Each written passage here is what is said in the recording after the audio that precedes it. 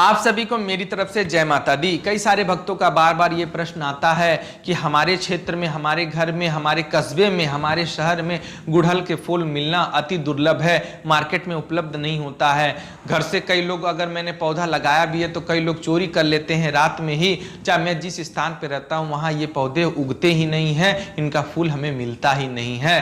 तो क्या मैं जगत जननी को कौन से फूल प्रिय है जो मुझे ध्यान साधना और पूजा अर्चना करते समय माँ को अर्पित किया जा सकता है और उन्हें बहुत प्रसन्नता होगी? तो इस बारे में मैं आपको भली भांति जानकारी दूंगा। तो इस वीडियो में आप अंत तक बने रहिए कि माता रानी को अगर चढ़ाने के लिए गुड़हल का फूल ना हो तो आप गुड़हल से भी 100 गुना अधिक प्रभावशाली क्या चीज आप चढ़ाएंगे उससे 100 गुना लाभ आपको हो सकता है। तो इसमें सबसे प्रथम नंबर पर आता है नीम के पत्ते। जी हाँ, आपने सही सुना, माता जगत जननी जो है, जो नवरातन में जो है नीम के झूले पर वो झूला झूलती हैं, यानी नीम का पेड़ उन्हें अति प्रिय है। इसी प्रकार नीम के पत्ते भले ही तीखे लगते हैं लेकिन एक देवी रूप, एक देवता रूप को वो बहुत ही मीठे लगते हैं। इसी के लिए आपको अगर फूल ना मिल सके कारणवश तो आप निराश बिल्कुल ना हो। आप नीम के पत्ते को गूंथ कर आप माला बना सकते हैं, यानी एक नीम के पत्ते को तोड़ के उसे शुरू कर जो है आप एक लाल धागे में पिरो के जितना भी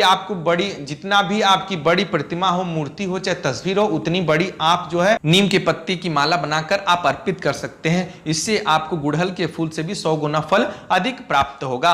अब चलते हैं नंबर 2 की तरफ। नंबर 2 में आता है आपको बिल्व पत्र। जी हाँ, जैसे परमपिता परमेश्वर भोलेनाथ को बिल्व पत्र अति प्रिय है, उसी प्रकार माता शिव द्युति कहलाती हैं, यानी शिव का अंश कहलाती हैं, तो माता रानी को भी बिल्व पत्र अति प्रिय है। इसी के लिए आप लोगों से मैं अनुरोध करता हूं कि माता रानी को अगर चढ़ाने के लिए आपके क्षेत्र में नीम के पत्ते भी ना हो तो बिल्व पत्र आप चढ़ा सकते हैं, उससे भी आपको 100 गुना अधिक लाभ होगा। बिल्व पत्र माता रानी को भी प्रिय है, तो इसमें निसंकोच होकर आप बिल्व पत्र मां को अर्पित कर सकते हैं। इससे आपको फूलों से अधिक लाभ मिलेगा और माता रानी आपसे बहुत ही प्रसन्न रहेंगी। अब नंबर 3 की ओर चलते हैं। नंबर 3 पे है नींबू की माला। जी हाँ, आपने बिल्कुल सही सुना, तंत्र विद्या यानी महाकाली की आप जहां जहां प्रतिमा देखे होंगे, चाहे तस्वीर रूप में, चाहे आप प्रतिमा रूप में, मूर्ति के रूप में, तो आपने मुंड माला के साथ साथ नींबू की माला भी अवश्य देखी होगी।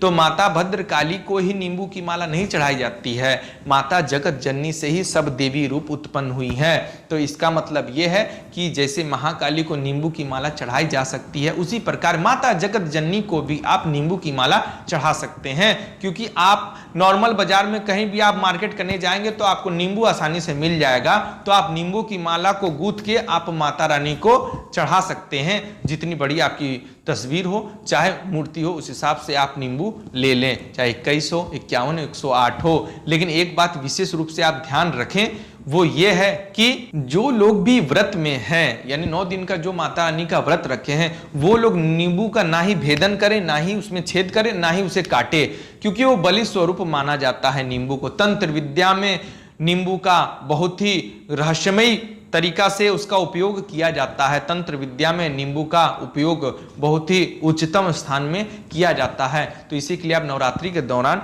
ना ही काटें, ना ही उसे छेदें। आप किसी परिवार के सदस्य को जो पवित्र अवस्था में हो उससे वो माला गुथवा सकते हैं, यानी माला को आप बना के माता रानी को चढ़ा सकते हैं। इससे भी आपको 100 गुना अधिक फल प्राप्त होगा। अब चलते हैं चौथे नंबर की ओर कि अगर आपको नीम के पत्ते की माला भी नहीं बनानी है, ठीक, बिल्व पत्र की माला भी नहीं बनानी है, चाहे नींबू की माला नहीं बनानी है, चाहे आपको मिल ही नहीं रहा है, आपके क्षेत्र में नहीं मिल रहा है, चाहे दूसरे के घर में है, हम तोड़ नहीं सकते, बहुत ऊंचा पेड़ है, कौन तोड़ के लाएगा, कब गूथेंगे, क्या करेंगे, ये करेंगे, वो करेंगे, कई सारे सवाल आपके मन में अभी भी होंगे। तो उसका साफ सीधा जवाब है, आप किराना दुकान तो अवश्य जाती होंगी, रोज आपके घर का कोई ना कोई सदस्य जो है किराना दुकान, यानी जहां घर की सारी चीजें मिलती हैं खाने बनाने से संबंधित, वहां जाके आप जो है किराना दुकानदार से आप लौंग के फूल मांग लीजिएगा, चाहे 20 रुपए का, 40 रुपए का, 50 रुपए का, अपने अनुसार आप लौंग का फूल आपको अवश्य मिल जाएगा बाजार में आसानी पूर्वक। कहीं भी आप रहते हो लौंग मिलना सब जगह संभव है। तो आप उस लौंग को क्या कर सकते हैं, एक धागे के माध्यम से उसे गांठ बांधकर आप चाहे 21 गांठ बांध के, चाहे 108 गांठ बांध के आप माता को उसकी माला अर्पित कर सकते हैं, पहना सकते हैं, चढ़ा सकते हैं। इससे भी आपको 100 गुना अधिक फल प्राप्त होगा। जी हाँ, लौंग के फूल को आप मामूली कदापि मत समझिएगा। कई लोग को भ्रम होता है ये सूखा फूल है, चढ़ाया जा सकता है कि नहीं जा सकता है। लौंग की फूल की महत्ता, आप जो वशीकरण करते हैं, जो तंत्र विद्या करते हैं, जो मोहन करते हैं, जो उच्चाटन करते हैं, उनसे जाके पूछिए कि लौंग का कितना ही खतरनाक उपयोग किया जाता है, वो कितना प्रभावशाली और शक्तिशाली होता है लौंग का फूल। ये चारों यानी नीम के पत्ते, बिल्व पत्र, साथ ही नींबू से भी अधिक तंत्र विद्या में और वशीकरण विद्या में लौंग के फूल का उपयोग किया जाता है। तो आप सभी से मैं बता दूं कि आपकी मार्केट में लौंग का फूल अवश्य मिलेगा। आप अपने अनुसार, प्रतिमा के अनुसार यानी चित्र चाहे मूर्ति के अनुसार आप उसी हिसाब से गांठ बांधकर माता को अर्पित करें, इससे आपको विशेष लाभ होगा, इसमें जरा से भी शंका नहीं है। ये सारी बातें मेरे पूर्ण अनुभव और साथ ही मेरे गुरुजन की दी हुई जानकारी द्वारा मैं आप सभी को बता रहा हूं। ये आप अपने मन में कल्पना कदापि ना करिएगा कि कई कई बातें कोई भी व्यक्ति मुझे बता रहा है, मैं इसका पालन करूं या ना करूं।